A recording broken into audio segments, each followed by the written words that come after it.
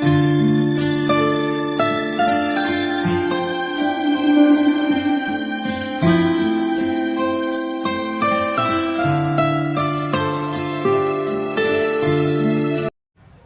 Afternoon बालकों, आज हम कक्षा 8 विषय हिंदी इकाई 7 हार की जीत।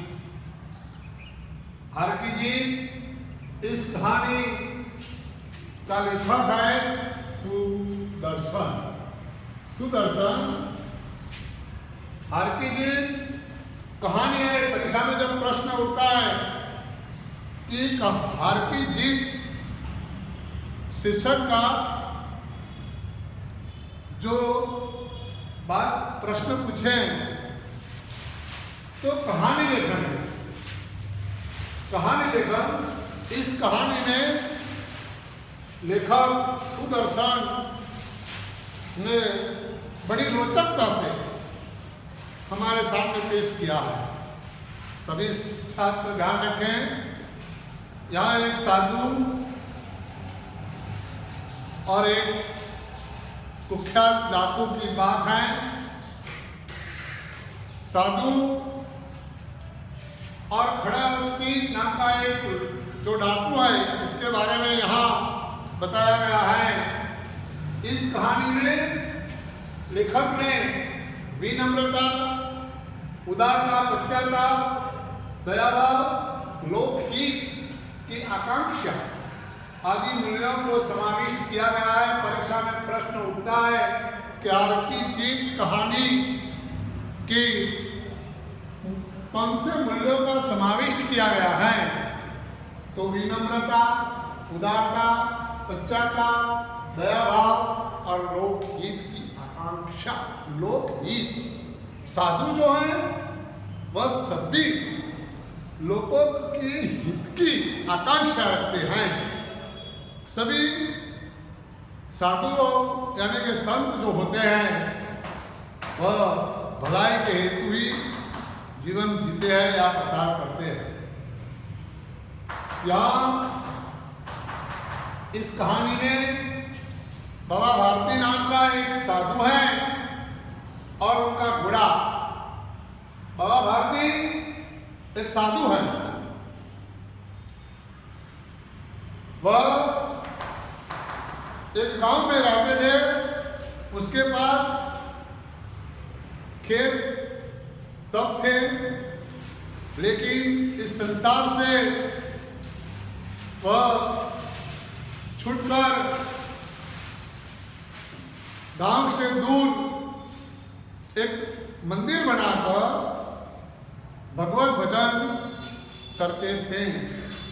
भगवत भजन करते के बाद जब समय बचता तो वह समय बाबा भारती जो उनका घोड़ा है, कि घोड़े का जो नाम है, घोड़े का नाम सुल्तान है। सुल्तान, तो घोड़े का नाम सुल्तान रखा है। सुल्तान, तो सुल्तान सुंदर सुडौल घोड़ा है।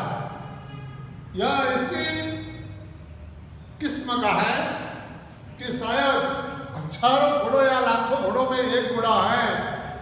यही घोड़ा की चाल पर बाबा भारती लट्टू थे। यहाँ तक कि वह भजन भगवत कीर्तन करने के बाद वह पूरा समय सुल्तान में गवा देते थे। वह खुद सुल्तान का खरहरा करते थे। खरहरा मतलब जो एक घोड़ा है, ब्रूस से उसका घोड़े का सफाई कार्य करना, उसको चारा भी डालना, चने डालना और पानी पिलाना, ये सभी कार्य खुद बाबा भारती करते थे। बाबा भारती को घोड़े से बहुत प्यार था। कहा जाता है कि माँ को अपने बेटे से प्यार है, किसान को लहलहाते हुए खेत से, और प्यार है उसी तरह बाबा भारती को सुल्तान नाम के घोड़े से प्यार है। परीक्षा में प्रश्न पूछा जाता है एक वाक्य में, या रिक्त स्थानों की पूर्ति कीजिए, उसमें भी पूछा जाता है कि बाबा भारती के घोड़े का नाम क्या था? सुल्तान। तो इससे रिक्त स्थानों में ऐसे पूछा जाता है कि खाली जगह बाबा भारती के घोड़े का नाम था, या बाबा भारती के घोड़े का खाली जगह नाम था। तो सुल्तान की चाल और देखने में भी सुंदर सुडौल, उसकी चर्चा पूरे गांव के आसपास के सभी गांव में होने लगी। बाबा भारती 8 मील या 7 मील तक हर रोज अपने घोड़े के पीठ पर बैठकर सवार होते थे। उसका नित्य क्रम शाम का वक्त वह रोज सुल्तान की पीठ पर बैठकर गांव के आसपास 8 मील तक घूमते थे। पूरे इलाका जो है, इस इलाके में ये बात फैल गई। तो ये बात इस इलाके का कुख्यात डाकू, इलाके का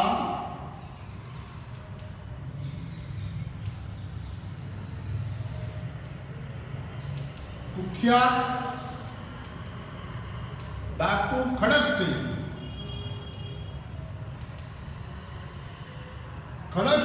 के कानों तक पहुंचे। सुल्तान की चाल खड़क सिंह तक पहुंच गई। खड़क सिंह के कानों में जब गूंजी तब उसने सोचा कि एक दिन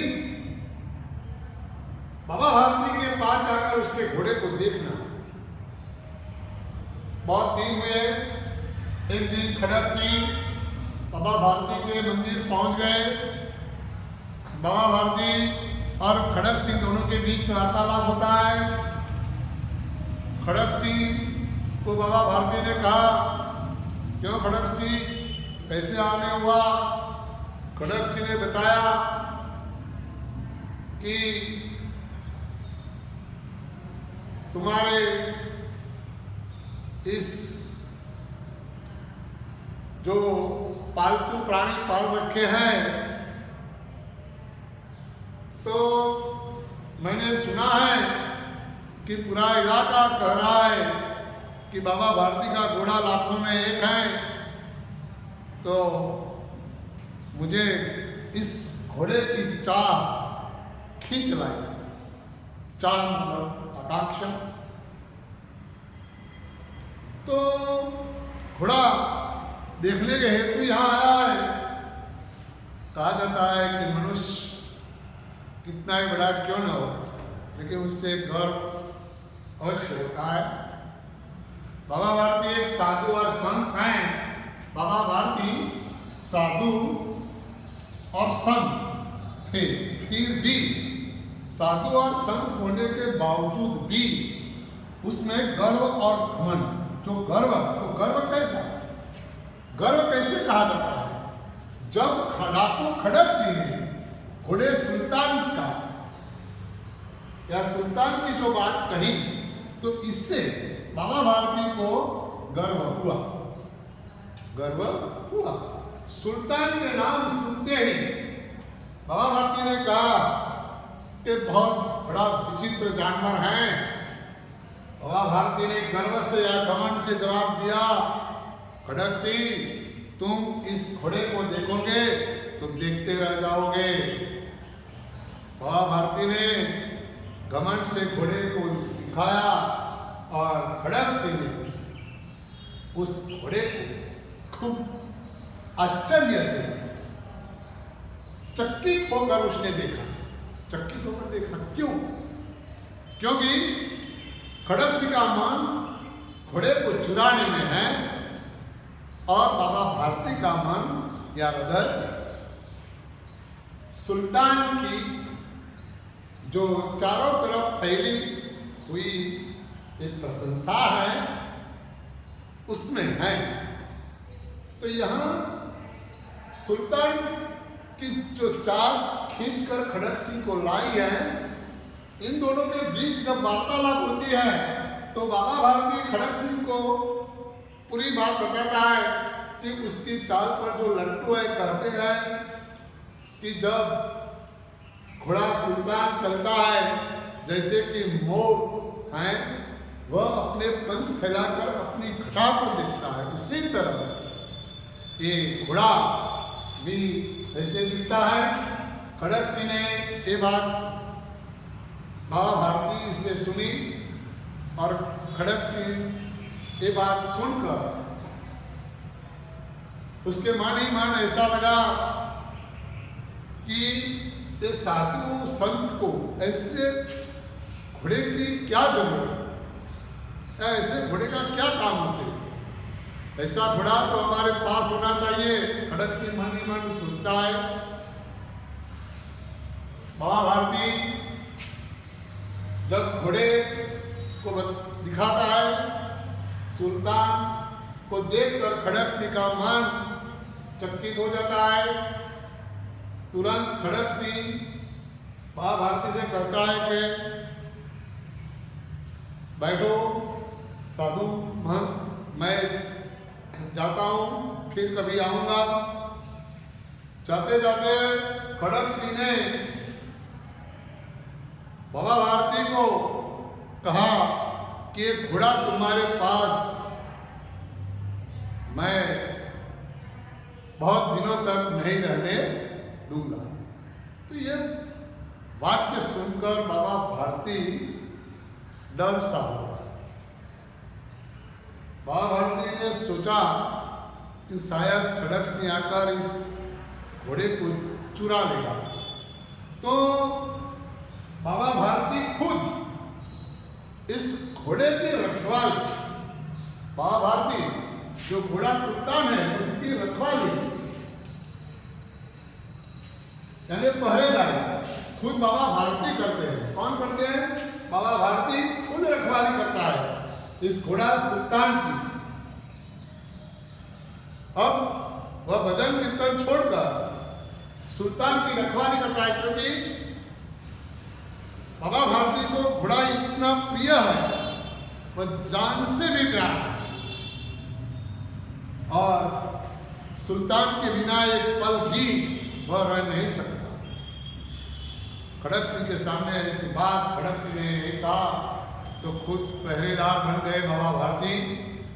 कई दिन बीत गए, कई महीने बीत गए।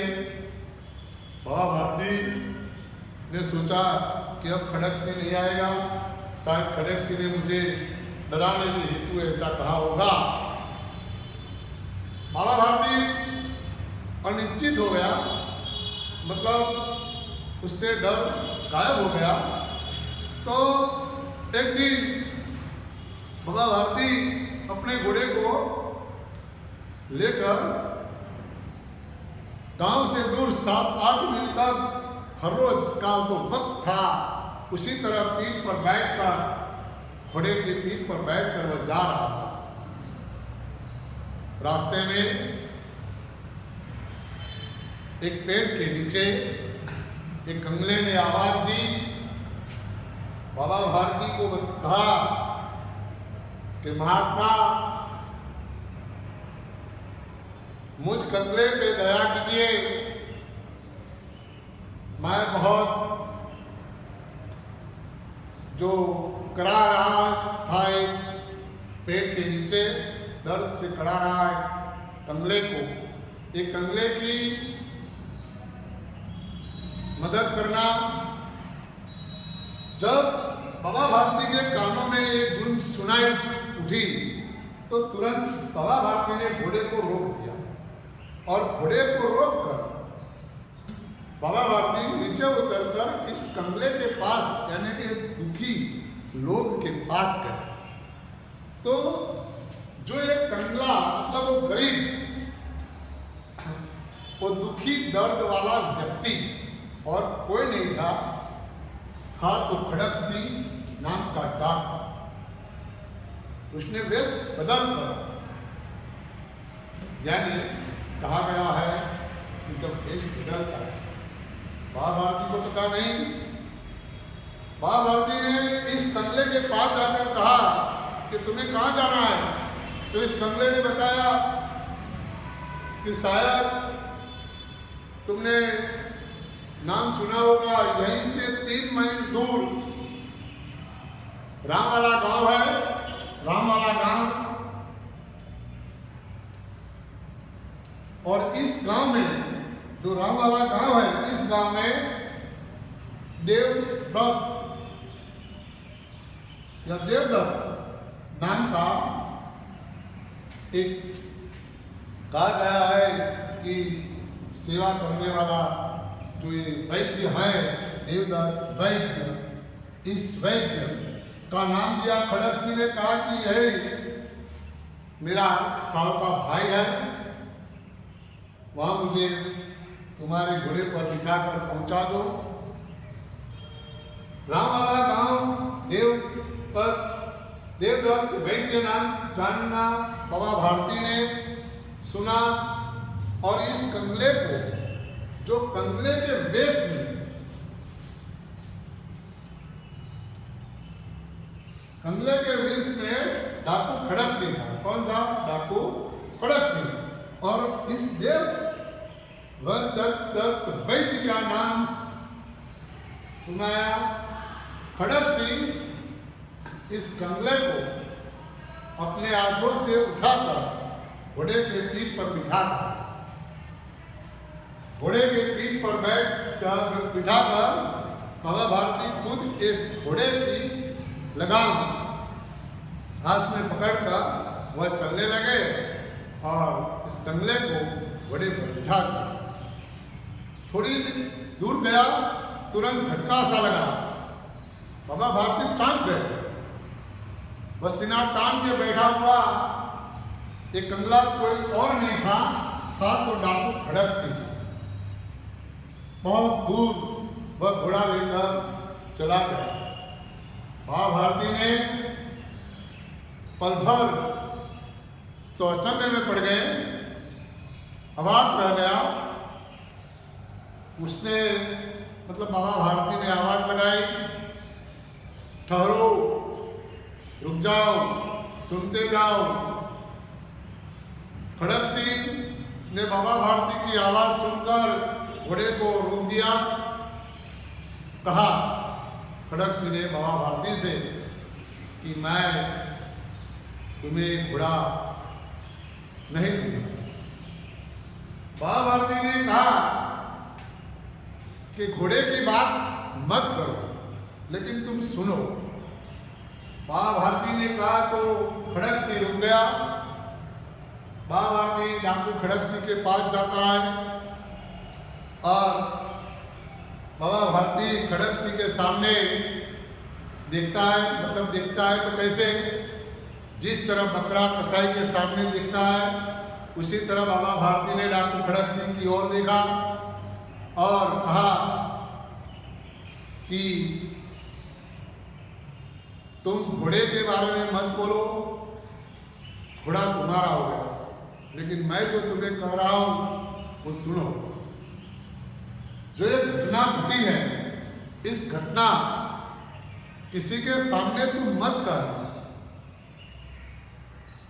बाबा भारती ने कहा कि जो एक घटना मतलब खड़क सिंह ने वेश बदल कर घोड़े को प्राप्त किया।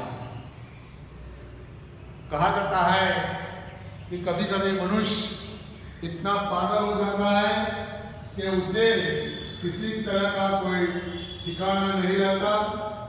और यहाँ खड़क सिंह छल करके घोड़े को चुराया।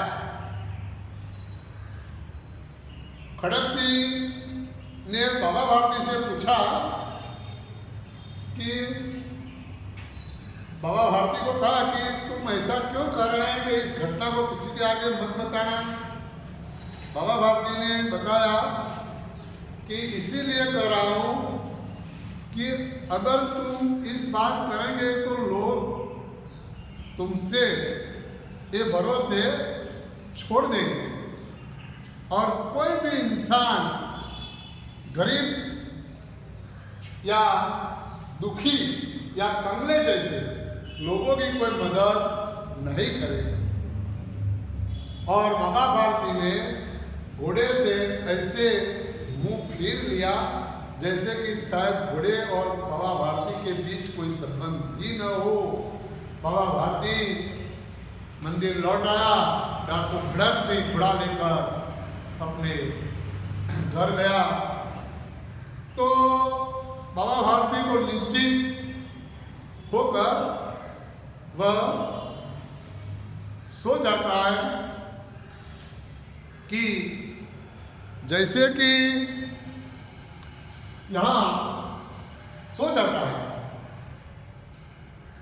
क्योंकि कहा जाता है कि अब उससे कोई भय नहीं है, न घोड़े के चुराने का या चुरा के या लुटा के लुट जाए किसी का भी। यानी ऐसे कहा जाता है कि घोड़ा बेच कर सोए हैं, घोड़ा बेच कर सोए हैं, ऐसे बाबा भारती सो गए हैं। खड़क सिंह के मन में बाबा भारती ने कहे वाक्य गूंज रहे हैं, इतने कानों में बार बार डाकू खड़क सिंह अपने मन में ये वाक्य दोहरा रहे हैं और कह रहे हैं कि बाबा भारती ने ऐसा क्यों कहा कि ये बात तुम दूसरे को मत बताना। यहाँ कहा गया है कि जो यहाँ इस कहानी जो है, इस कहानी में बाबा भारती ने जो कहा कि ये किसी को मत बताना, तो खड़क सिंह खुद कर सोचने लगे कि ये दीन दुखी पर विश्वास नहीं करेंगे। लेकिन बाबा भारती के शब्दों में डाकू खड़क सिंह पर गहरा असर डाला। बाबा की मेहनत की जो बात की जाए तो उसकी जो महानता है उसका दिल छू लिया। बाबा भारती मनुष्य नहीं देवता लगे। वह रात के अंधेरे में बाबा के आश्रम में आया और सुल्तान को चुपचाप वह अस्तबल, घोड़े के अस्तबल में, अस्तबल का मतलब होता है अस्तबल जहां घोड़ा बांधा जाता है, अस्तबल, अस्तबल यानी घोड़ा बांधा जाता है, उसे अस्तबल बोलते हैं। अस्तबल में आकर चुपचाप घोड़े को बांध जाता है। जब खड़क सिंह घोड़ा लेकर आता है तो पूरी अंधेरी रात थी, कुत्ते भौंक रहे थे, चारों तरफ सन्नाटा छाया हुआ था। चुपचाप जब गेट पे पहुंचता है वह अस्तबल में जाकर घोड़े को बांध देता है खड़क सिंह और घोड़ा वापस मिलता है। दोपहर, तीन पहर, चौथे पहर में बाबा भारती नित्य क्रम मुजब उठ जाते हैं, कुएं की ओर जाते हैं। वक्त उसके निगाह अस्तबल की ओर पड़ती है, लेकिन पैर पीछे हटा लेते हैं और स्नान, ठंडे पानी से स्नान करके जब वह वापस आता है तब अस्तबल में बंधा जो घोड़ा है, घोड़ा सुल्तान, उसने अपने मालिक के पांव की चाल, मालिक के पांव की चाल उसने सोच लिया। तो वह घोड़ा ही निनाया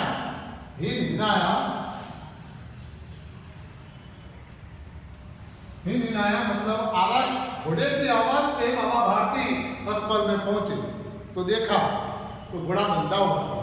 घोड़े को देखकर बाबा भारती गले से लगे और पीठ पर हाथ फेरने लगे और हाथों से घोड़े के मुंह पर थपकियां देने लगे और ऐसे रोने लगे बाबा भारती जैसे कि बिछड़े हुए पुत्र से जब अपना बाप जो हैं अपने बेटे को बिछड़े हुए जब मिलते हैं, इस तरह बाबा भारती घोड़े को पाकर रोने लगे। तो यहाँ कहा जाता है कि घोड़ा वापस आता है। डाकू खड़क सिंह की जीत है, जीत के बाद हार है, और बाबा भारती की हार के बाद भी जीत। यहाँ जीत के बाद हार है, तो यहाँ बाबा भारती की हार के बाद जीत। डाकू खड़क सिंह ने छल से घोड़े को प्राप्त किया, तो बाबा भारती की हार हुई, उसकी जीत हुई। जब परीक्षा में प्रश्न उठता है, सभी छात्रों को मैं कह दूं कि डाकू खड़क सिंह का हृदय परिवर्तन कैसे हुआ, क्योंकि बाबा भारती ने खड़क सिंह को यह बताया कि जो तूने छल से घोड़ा चुराया है, और इस घटना को किसी भी लोगों के आगे या व्यक्ति के आगे मत कहना, क्योंकि अगर तू कहेगा तो लोग कंगले यानी कि गरीब लोगों से या गरीब की मदद कभी नहीं करेगा। बाबा भारती को अपने घोड़े से ज्यादा गरीब लोगों की परवाह है। ऐसे वाक्य से खड़क सिंह का हृदय परिवर्तन होता है। इसीलिए यहाँ हृदय परिवर्तन होने के साथ साथ खड़क सिंह की जीत के बाद भी हार है, और बाबा भारती की हार के बाद जीत है, जो इस शीर्षक यथा योग्य है। सभी छात्र अपने घोड़े को, जो बाबा भारती ने जिस तरह अपने घोड़े को सवारा, और यहाँ उसकी उदारता, उसकी विनम्रता, पश्चाताप, दया भाव, लोकहित, तो बाबा भारती की ये लोकहित के जो कार्य, गरीबों की सेवा। अब बाबा भारती ने जब घोड़ा पाया तो कहा कि अब समाज में कोई भी लोग गरीब लोगों से मदद करने से पैर पीछे करेंगे नहीं, यानी कि गरीब लोगों की मदद करेंगे। तो सभी छात्र इस कहानी को अच्छे ढंग से पढ़ें, अनुवाद करें मातृभाषा में, और प्रश्न के उत्तर लिखकर लाएं।